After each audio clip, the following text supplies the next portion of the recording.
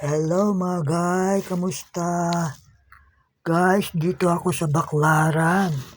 Ipapakita ko sa inyo ang mga itinitinda sa Baklaran, mga pagkain at iba pa.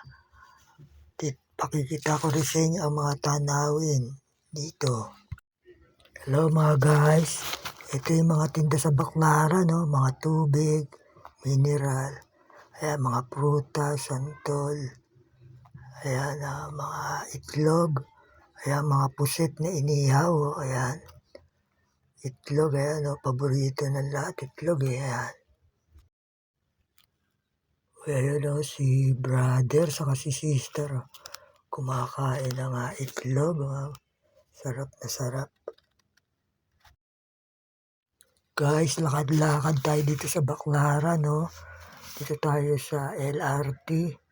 Ayan, mga guys.